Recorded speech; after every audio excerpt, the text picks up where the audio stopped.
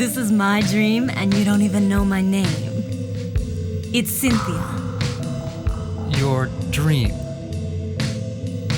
That's right. This is just a dream. And a really terrible one, too. I hope I wake up soon. So you think this is a dream, huh? Well, if it's not a dream, what is it? What the hell?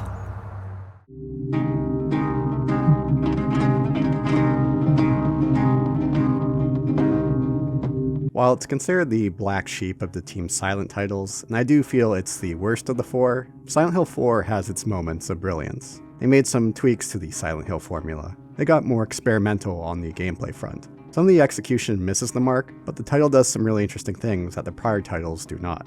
It has the most Japanese feel in regards to its approach in horror, yet it also has some of the most flat horror as well. It's a really interesting story to piece together. That said, the personal narrative from the past three titles, especially 2, are mostly stripped away. It has some of the best enemies in the series, but also some of the least inspired. You can see here that it did lay some of the foundation that Kojima would explore with PT a decade later. It amps up on backtracking, has a lack of puzzles, introduces limited inventory as a detriment, and contains an annoying escort mission during the back half. It can be quite frustrating. But through this frustration, there are moments of brilliance in Silent Hill 4. While still a divisive title, people have warmed up to the game over time. Granted, this could also be due to the fact that of what came out afterwards for the series. So I'm playing the PC version here, which you could get on GOG. It was released last year. For some random reason, Konami has been putting out various games on PC, but you can't get Silent Hill 2 and 3 unless you go to the abandonware approach. So with GOG here, when I played it, it's just good to go without any tweaking. After the release of Silent Hill 2 in the fall of 2001, Team Silent would be split in two. One team worked on 3, another worked on 4. There are some notable departures at this time. Takayashi Sato, who came up with the foundation of the story for Silent Hill 2, would leave afterwards. Other notable team members like monster designer Masahiro Ito and art director Silent Hill 2 would work on Silent Hill 3. There has been mention throughout the years that perhaps Silent Hill 4 was more of the B team, and that's up to interpretation. Games, after all, are very collaborative. The director of Silent Hill 2 would serve as the art director and part of the monster design here. The director here for Silent Hill 4 was the drama director of Silent Hill 2. While Silent Hill 3 would be a sequel containing the events of Silent Hill 1, Silent Hill 4 would be something different. It would be taking the series in a new direction. Which leads to the point that's been heavily debated for years. Was Silent Hill 4 always meant to be a Silent Hill title? Here's something from one interview. In a sense, this is true, because the game began life as simply Room 302. However, it was always at least a spin-off of Silent Hill, and the most important thing was simply that it was different to the previous games. In another interview with Akira Yamaoka and Okiro Imamura, who was the sub-producer here and the director of Silent Hill 3, said, "Well, keep in mind, Silent Hill 4 was originally supposed to not be Silent Hill. Initially, they thought about calling the game The Room with Silent Hill in the subtitle instead of Silent Hill 4 The Room. The subtitle was used to indicate a change in the style of game. But at the end of the day, the end product was a Silent Hill game." The statements are quite vague. Perhaps something got lost in translation, but again, at the end of the day, it is a Silent Hill title. It was released as that. I think if the game had a better reception, this fact wouldn't have mattered as much as people make it out to be. It's easy to point to this uncertainty as saying that's why it didn't turn out as good as the other titles. System Shock 2, one of my favorite games, didn't start out as System Shock 2. When pitched to publishers, EA had the IP and suggested changing what they had into the sequel to System Shock. On their horror approach, they wanted to take an area of safety and twist it into one being seized by fear. They said people will play this game and won't be able to sleep for 2 weeks. Okay, that's not true. That's a different The Room. Yeah, I couldn't help myself with being a fan of The Room. I might drop a few jokes here and there on that front. The quote there was, "People will watch this movie and won't be able to sleep for 2 weeks." Oh, Tommy Wiseau. Anyways, let's get to the game proper. We have a text intro here of what's going on. It does feel like a bit of a rush job, especially when compared to the intros that we got before, but it gets its point across. We're in this apartment, but something is really off. We're also in first person. We head to the living room and this happens.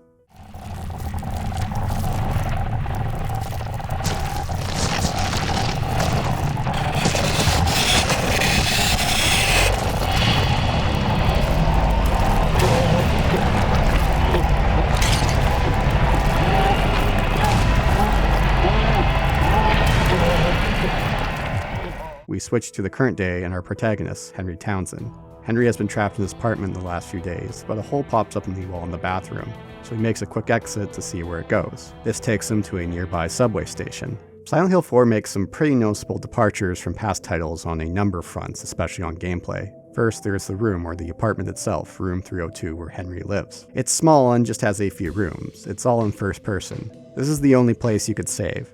However, you'll have holes throughout the worlds to return to on the regular. The game is fairly generous with it. And of course, we get to see where our protagonist lives, and we get to learn more about Henry, our main character, who, and depending on how you see it, is very much a blank slate, for better or for worse. Considering how memorable past characters were in the series, Henry is just kind of there. Oh, man. What a dream. What the hell? He is very introverted by nature, and he has been locked up in his apartment for the last few days. I did a poll on people's favorite main characters from the first 4 Silent Hill games, and Henry was in dead last. We do get some insight into who he is as a character through his apartment. It's pretty plain, not much to it, but we get some insights into his photography and his past of visiting Silent Hill. One great thing the game does is how the flavor text will change over the course of the game. The further we go in, the further down he spirals as the room changes. Getting to explore a character's room is an effective, yet not overly used way to get insight into who we're playing in games. Some other examples include Jill Valentine at the beginning of Remake 3, or Adam Jensen's apartments in Deus Ex Human Revolution and Mankind Divided. We briefly got to see this in Silent Hill 3 with Heather and, to an extent, Harry. The room we could return to throughout time. It's safe, it heals, and there are some curiosities that we could see with it. There's the spying aspect of looking through the cracks to see the girl from next door, figuratively and literally, Eileen. This is an aspect of the game that honestly could have leaned more into, like a Team Silent approach to Hitchcock's Rear Window. It comes up here and there, but it's not the main focus of what the game tackles. There are a number of major changes on the gameplay front. For example, no radio or flashlights this time around. No fog is to be seen except for some very brief areas, and even then it's not exactly obstructing our view. Tank controls have been completely removed. We could see our health in combat as opposed to pausing to see it, and now we could charge up melee attacks. Some melee weapons, while powerful, will break over a period of time. Others, while not as powerful, will not break. The game is very generous with invincibility frames. If you fully charge a weapon and then attack, you'll have invincibility frames until the end of your attack. Once you know this trick, combat becomes quite manageable and pretty easy. Granted, you could just choose to run past enemies, which usually is the better choice. The room implements the usage of limited inventory, with just 10 slots. Now, I've always been a big proponent of limited inventories. When done right, like in the better Resident Evil titles, it adds so much more to the experience. Silent Hill up until now has forgone the limited inventory. Their attempt here is more of a fail than a success. It creates more frustrations. Ammo doesn't stack in large amounts. Now, throughout our journeys, there's plenty of holes to take us back to our room in which we could drop off our stuff. It's not really a large issue for the first half of the game, but the second half, it can really add a lot of frustrations. Inventory is in real time as well, so you need to be more aware of your surroundings. Granted, there is a bit of a workaround. You could pause to go through your inventory, and while you can't select, when you unpause, it'll be right on the item that you want, making for a quick switch. The level design doesn't really gel with the limited inventory. Limited inventories work well in that looping level design that Resident Evil has, which doesn't happen here. Also to note, there's far less door jams than in previous Silent Hill titles, which is a nice change. But one of the game's most disappointing removals is the lack of puzzles. There's pretty much just one that requires some thought, which is a real letdown. The rest is more just use this to progress or go back to the room to grab something. As good as Silent Hill 3 still looks to this day, Silent Hill 4 doesn't quite hit that mark, even though it came out a year later. It's a bit of column A and column B in regards to graphic fidelity and art direction.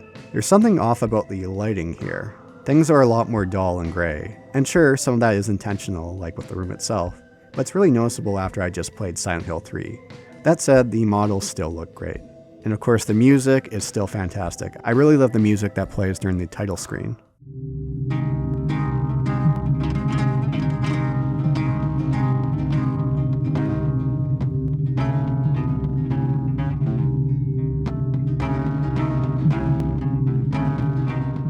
As one YouTube comment said, it really sounds like a mariachi band playing in a submarine. And while the sound design is mostly great, there's some weird stock sounds throughout. Why these weren't tweaked at the very minimum, I'm not sure why. It's very noticeable.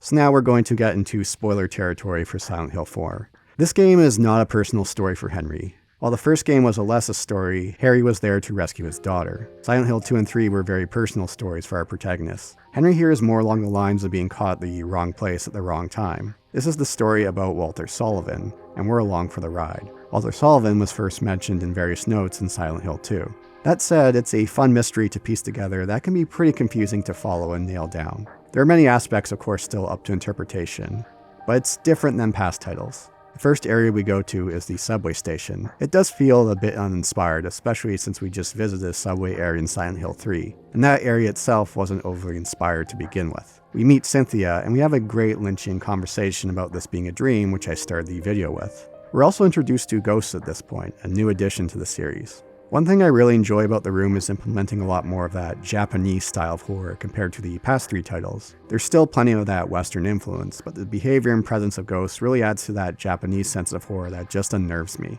While the horror in Silent Hill 4 is a lot less consistent than the past titles, when the horror hits, it hits hard. These ghosts can be quite frustrating to deal with, but it's more on the last half of the game that you really have to deal with them. They're very unsettling with the sounds they make and the static that occurs when they're near. It's this game's equivalent of the radio in a way.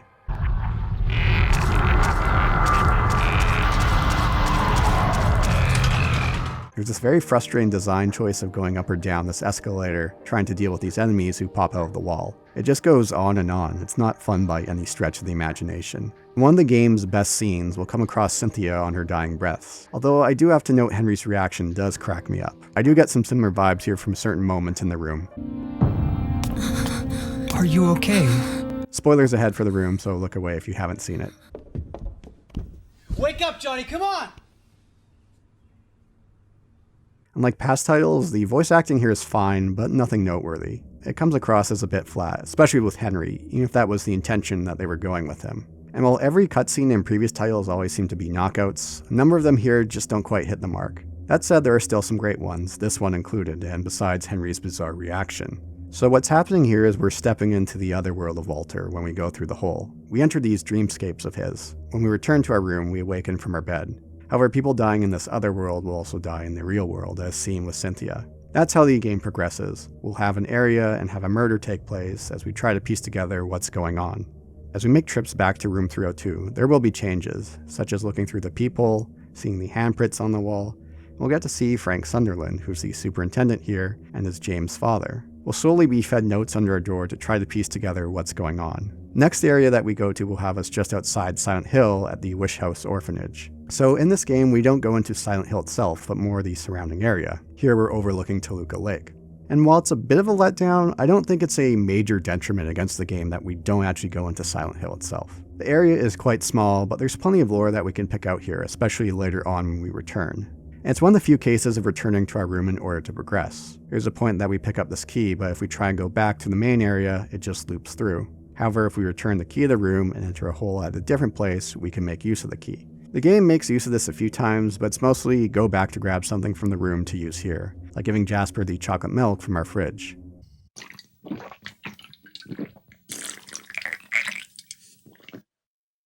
Oh man, that was awesome. Jasper, the victim here, meets his untimely demise by immolation. So Walter has been taking part of a ritual, the 21 Sacraments, but he died years ago, the 11th victim of the 21 required for the ritual. However, the killings have resumed and we're quickly approaching 21. I'll talk about the 21 Sacraments later in the video.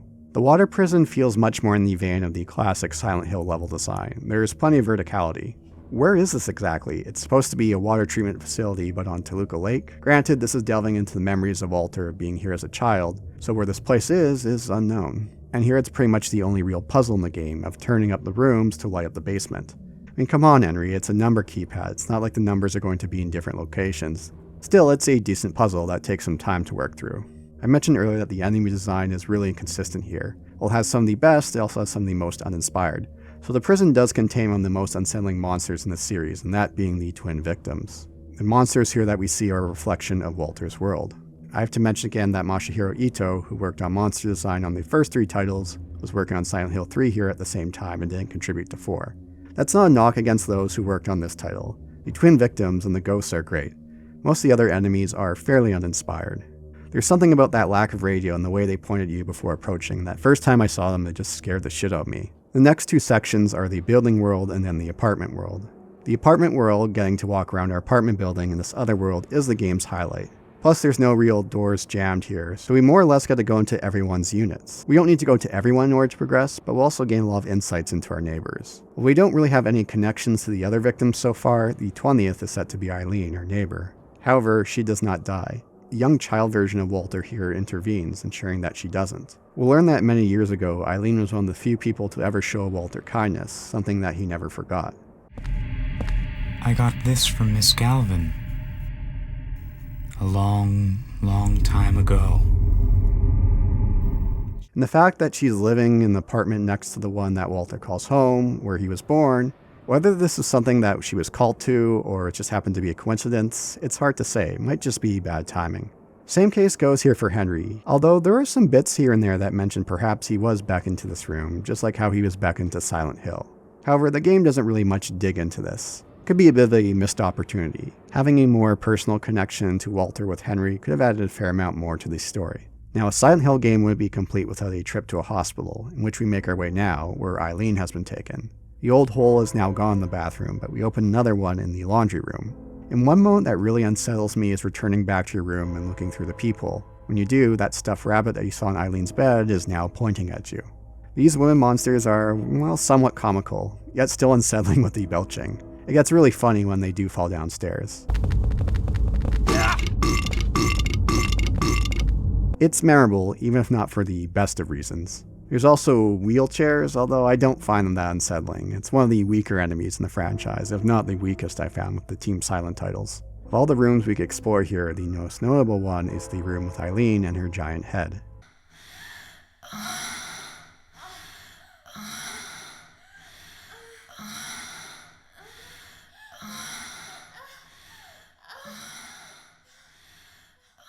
Again, this is the whole spying aspect the game briefly touches on, but isn't the main focus. That would make for one hell of a theme to be the main focus, especially with a talented team like Team Silent. And then begins the portion, the two words that strikes annoyance and fear into most gamers' hearts, escort mission. For the rest of the game, we have to escort Eileen by going through the past areas again. Unlike another notable survival horror series with 4 in its title, this is not really a great case of an escort mission. It's also at this point I start to think, what if Eileen was the main character instead of Henry? She has a lot more ties to Walter. In her youth, she showed kindness to him in a world that never seemed to show him any.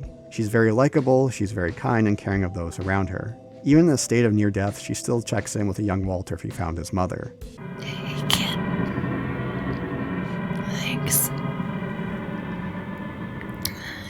Did you find your mommy?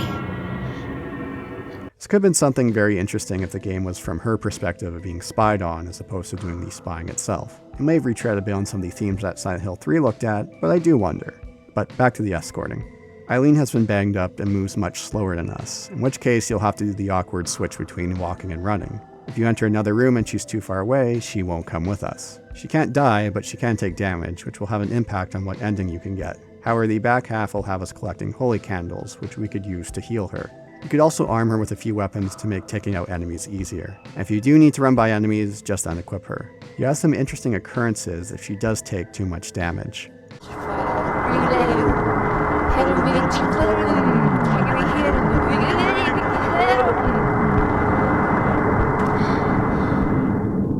But the shifts we have here, the shift to room 302, is really interesting. Our room will now be haunted. Instead of healing us, stepping too close to hauntings will harm us. It's one of those great tropes that games don't make use of enough. What was once a safe place is now not.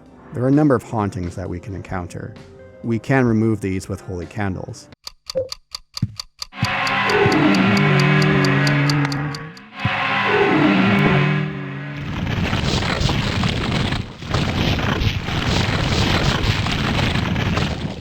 Although I wonder if we tried the Tommy Wiseau approach here of clearing things out.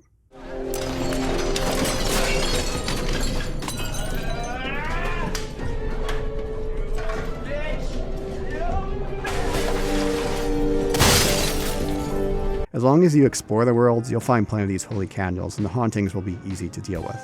And how many hauntings you deal with will also determine what ending you end up getting. As a result of the apartment no longer healing us, the game does ramp up the healing items we'll come across in the worlds, so inventory management becomes much more of a thing. And one of the 10 slots will be needed for a weapon that Eileen can equip. While inventory management wasn't really an issue in the first half, the back half it becomes much more frustrating as a result. To also note here about the holes, Eileen can't see them, or Cynthia couldn't see them either. Why is it just Henry that does so?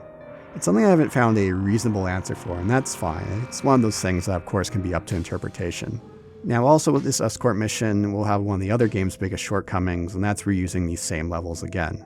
But before that, between each level we'll descend down the spiral staircase. We are descending further into the world that Walter has conjured up. So I know others have said, why didn't they just make more levels? When compared to the other titles, this is close to the same amount of areas they have.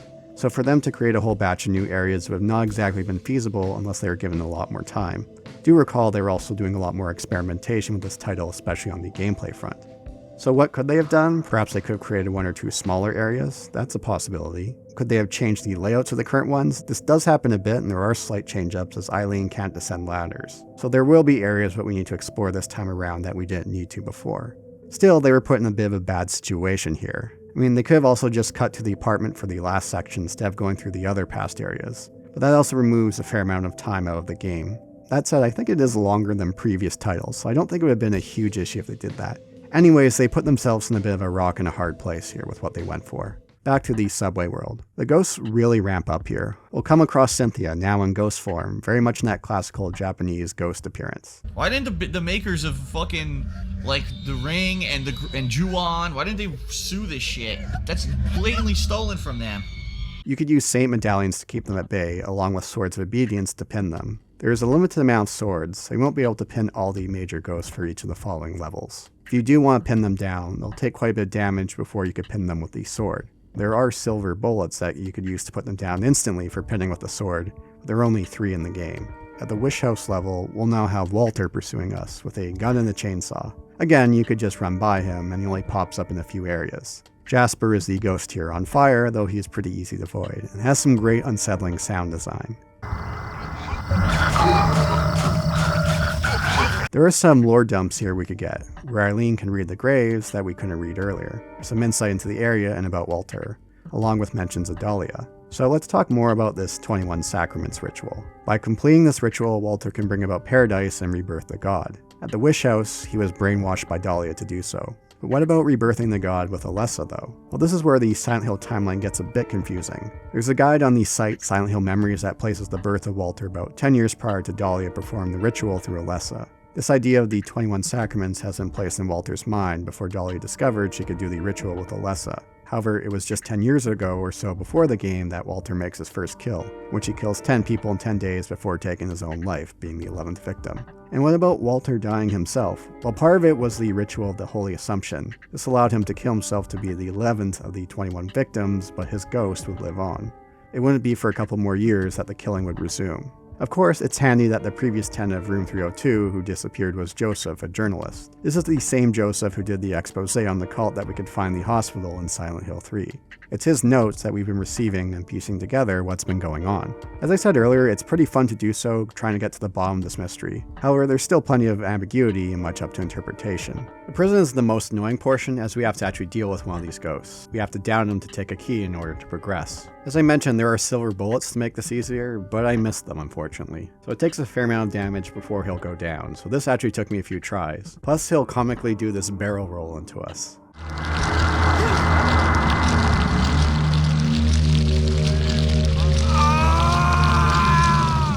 Just like the first portion, the apartment world is the best portion of the back half of escorting, and it's probably the best section overall of Silent Hill 4. Richard as a ghost has a very interesting appearance here, glitching in and out, like a record scratch. We meet Joseph, the journalist, as a ghost. This is in the past as a former tenant of Room 302. It helps clear out a number of things, and it's one of the game's best moments. One of the great cutscenes that sadly have been lacking through most of the game. Number 20. The Mother Reborn. Eileen Galvin. Number 21. The Receiver of Wisdom. Henry Townsend. Even now, it may not be too late. If that voice does sound familiar from Joseph, it's the same voice actor of Alucard from Symphony of the Night. Wherever they run, he will catch you. No! You're not my mother! What kind of demon are you? From here, we could finally open the door to our apartment. There's this really interesting shift in the soundscape, from absolute hell to this incredibly soothing ambient track, although little Walter constantly calling for Dad can be a bit annoying.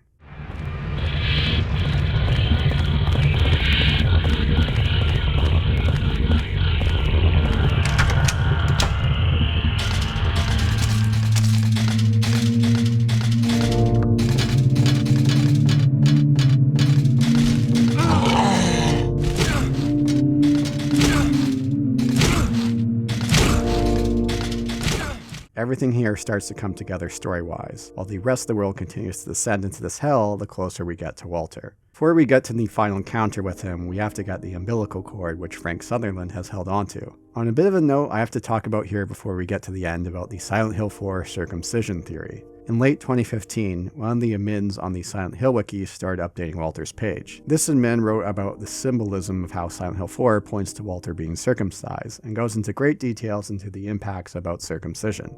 Now, of course, Silent Hill is always up to interpretation, but there's pretty much nothing here in Silent Hill 4 that points to any of this. When people called him out on this, he fired back and locked the page from further editing unless from him. It's a fascinating story. Wang does an excellent video breaking it down that I'd highly recommend you check out. Now we make our final descent and deal with Walter for good. I do have to commend this one little scene with Henry looking determined here. While he's mostly been a blank slate, this look says plenty. Final encounter is quite interesting, with Eileen possessed. Depending on how much damage she took, she'll either walk very slowly or quickly to her demise. This is the only boss fight in the entire game. Despite the game having more of an action focus, they scaled back on the boss fights. There's 4 endings here depending on whether Eileen lives or dies, and how many hauntings you remove in your apartment. For here, I got the best ending.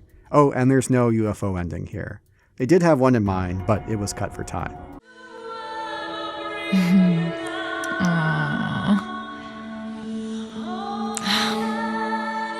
Guess we'll have to find a new place to live, huh?